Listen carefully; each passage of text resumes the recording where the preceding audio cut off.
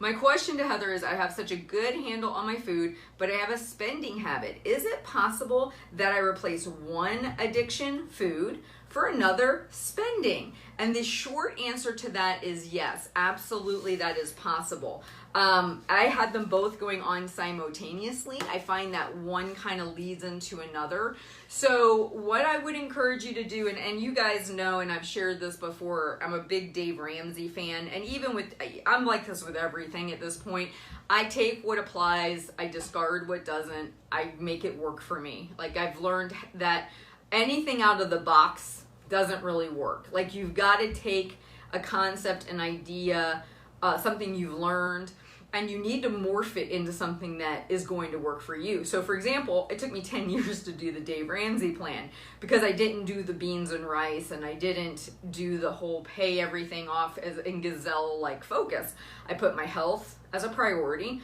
I paid to go to the gym. I paid to go to Weight Watchers. I paid for extra food that I needed. I made choices to do certain things, but I typically, for the most part, followed the basic constructs of the Dave Ramsey plan. I started with my smallest debt, paid it off, went to the next one. I just took longer to do it than it would have been had I scrapped everything, ate beans and rice, and went with gazelle-like focus. But I think because that for me felt so familiar to extreme dieting, I didn't want to do it that way. I wanted it to be more balanced and more reasonable. That all being said, what I would encourage you to do, just like tracking is eye-opening when it comes to food, I would encourage you, his very first step, if memory serves me right, because it's been a while since I've done it, was I took about 6 months of our bank statements. And I did what he had suggested in the book, which was to go through and put everything into categories, see where you're spending your money, that kind of thing. And then we went to the envelope system. And the envelope system, again, reminds me very, very much of the idea of tracking calories, because what it is, you get a budget, you get a paycheck, you get a calorie allotment. And then what you need to do is basically put that money into separate envelopes. So if you feel like your calorie struggle that you're having is now becoming a budgetary struggle, it first starts with self-awareness, unless you know what you're doing and how out of hand it is. And then really what I started doing, and this is one little tip that might just help start getting this moving in the right direction. Joel really struggled with impulse spending.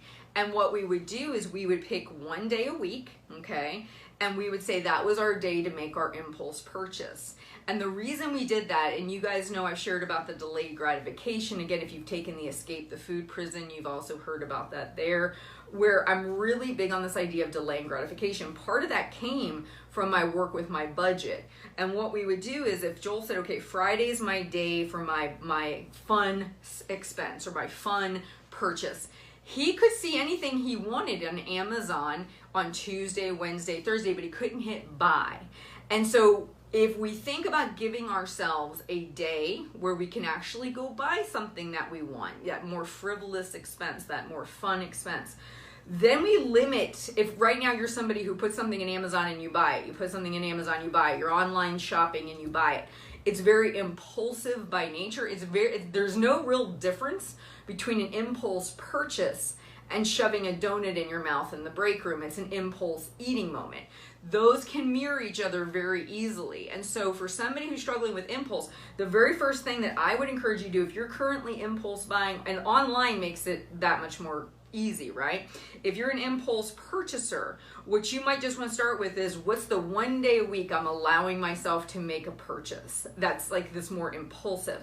And what I would do is start putting those things in my cart. Come Friday, I'm looking at like 10 things in my shopping cart, or whatever. And it's hard when you're in the store too. So if you have money set aside for impulse purchases or fun purchases, and you say, I'm only allowed to buy it on Friday, and you're standing in the store and there's this great thing and it's 50% off, what you say is, 1, it's not my day to do this, and 2, I didn't bring my impulse money to spend. When you really want to work on it, that is a great way to just rein in some of your expenses that you're spending. And then what I actually found was getting control of my budget and getting control of my food started to actually harmoniously work together, because we were spending more on eating out than we were our mortgage or our rent at the time and our electric bill. It was crazy how much we spent on eating out. It was impulse. So as I was reining in our spending habits, guess what? It actually helped me rein in my calorie habits.